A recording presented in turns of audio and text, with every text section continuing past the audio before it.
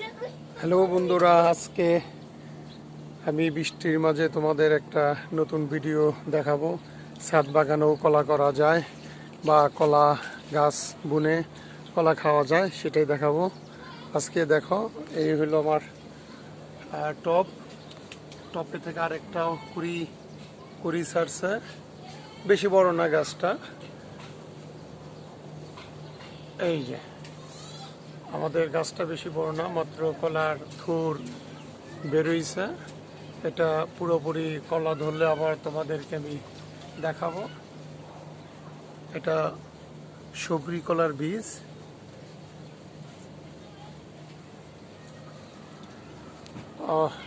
সাধারণ মালটা আবার ধরেছে। সরি, এটা কমলা, নাগরাজ কমলা। তবে শিল পরে অনেকটাই ক্ষতিগ্রস্ত হয়েছে আমার বাগানটায়। মোটামুটি অনেক ফল ধরছিল। আজকে কয়েকদিন বৃষ্টির কারণে গাছের পাতাগুলো অনেক সৌন্দর্য হয়েছে।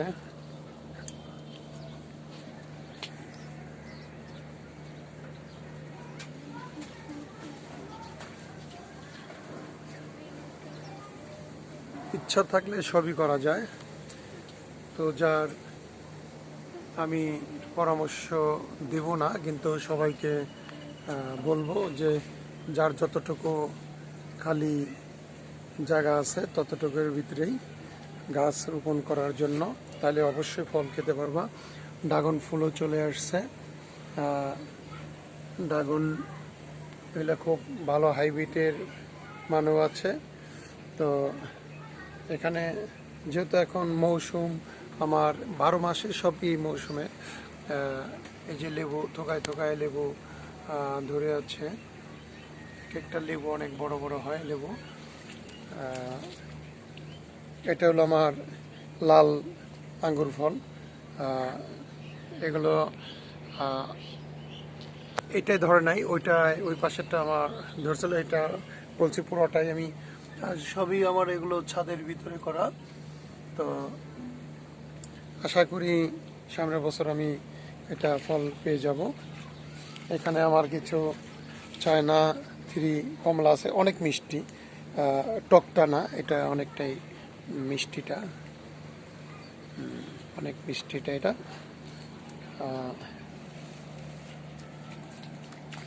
আরেকটা জিনিস দেখাবো, সেটা অসাধারণ। হ্যাঁ, এই যে পেয়ারাটা, পুরা গাছটা সেন্ট, বাগানটা সেন্ট বেরিয়ে গেছে এই পেয়ারাটায় পুরো গাছে সেন্ট বেড়ে গেছে। এইখান দিয়েও, এদিক দিয়েও আছে। মোটামুটি এই পেয়ারাগুলা এত চায়না থ্রি পেয়ারা, এই যে চায়না থ্রি পেয়ারাগুলা একদম এত মিষ্টি, তো বলার বাহিরে। হ্যাঁ, তো ঝোপায় ঝোপায় ভিতরে ভিতরে অনেকটাই ধরে আছে। এখানেও, এদিকেও একটা আমাদের আমি সংগ্রহ করছি চুয়াডাঙ্গা থেকে, একটা কমলা ধরছে এটা। তো এখানে দেখা গেছে এই যে এটা আমাদের হাইব্রিড, এটাও এই পাশে আর একটা ধরেছে। এই যে এটাও খুব ভালো জাতের আমাদের ড্রাগন ফল। এগুলো তো আমাদের মালটা 12 মাসই মালটা আমার এটা আসে। তবে এবার ওই শিল পড়ার কারণে, শিলাবৃষ্টির কারণে আমার খুব ক্ষতিগ্রস্ত হয়েছে। এখানে আমরাও ধরছে, আমরা আছে এদিকে অসংখ্য পরিমাণে আবার ফুল আসছে। এটা 12 মাসেরই। এটা হলো টক পালঙ্ক, মানে এটা পালং শাকের মতোই, খুব টেস্ট খেতে আর কি। চলো আমাদের নেক্সট ওই পাশে আমার বাগানে যাই, ছাদের। আমি চেষ্টা করতেছি যে এটা 12 মাসই লিচু গাছ তৈরি করার জন্য। আশা করি চেষ্টা সফল হতে পারি, চেষ্টা করব। তো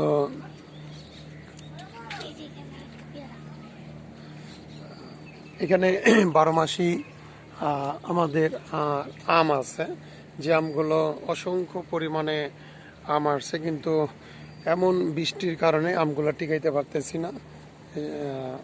প্রচুর পরিমাণে ডাইলে আম, আমগুলোর একটু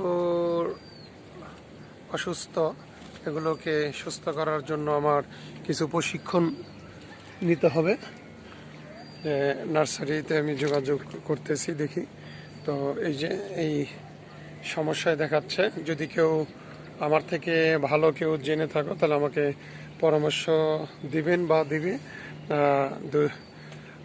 উভয়কেই বলছি। তো আরেকটা জিনিস, এটাও যেমন, এটাও আমার 12 মাসি। এটা ডাইলে এই যে ঝুলন্ত আম আসতেছে, বা আবার বইল আসতেছে, এরকম। তো বিশেষ করে হলো এবার আমি ফলন খুবই কম পেয়েছি, তবে যা পেয়েছি ভগবানের কাছে লাখ লাখ কোটি কোটি তার কাছে প্রণাম জানাই, যে আমরা ছাদে রোপণ করে সব কিছুই বাচ্চা কাচ্চাদের নিয়ে সবাইকে নিয়ে খেতে পারি। বিশেষ করে ছাদে বাদাম গাছও হয়, আমি বাদাম গাছও বুনেছি, অলরেডি ফুল আসছে বাদাম গাছে। এটা হলো 12 মাসি সেই টমেটো। আর এখন দেখাবো আমি তোমাদেরকে আপেল। আমার কাছে এটা 12 মাসই আসে, অসংখ্য পরিমাণে আমার এখানে আপেল আসছে। এই যে আপেলগুলো, এখানে এক ঝোপ নয়, প্রায় 5টার মতো আসছে, এখানেও আছে। তো গাছ যত বড় হবে তত ফলন বেশি আসবে, এটাই স্বাভাবিক। মানুষ যত বড় হয় তত খেতে পারে, যত ছোট থাকে তত ছোট খায়। এর জন্য আমাদের গাছ যত বড় হবে তত আমাদেরকে ফলন দেবে। তো যাক, ধন্যবাদ বন্ধুরা। আমি আজকে তোমাদেরকে আমার এই কিছু গাছের অংশ একটু সুযোগ পেয়ে ভিডিওটা তোমাদের সাথে শেয়ার করলাম। তো এবার আমার মেয়ের কাছে সাক্ষাৎকার নেই। মেয়ে, আচ্ছা বলো, তোমার কেমন লাগতেছে তোমার এই যে বাগানটা?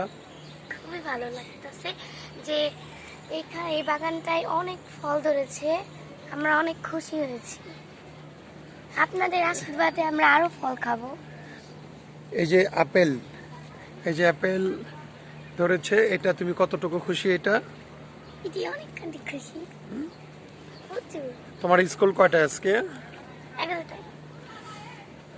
তাহলে যে বৃষ্টিতে ভিজে যাচ্ছে ড্রেস, তো ঠিক আছে, ভালো থেকো। ওকে, বাই বন্ধুরা। সবাই আমার এই ভিডিওটা শেয়ার কমেন্ট করবে, আশা করি সবাইকে দেখার জন্য সুযোগ করবে। ধন্যবাদ সবাইকে।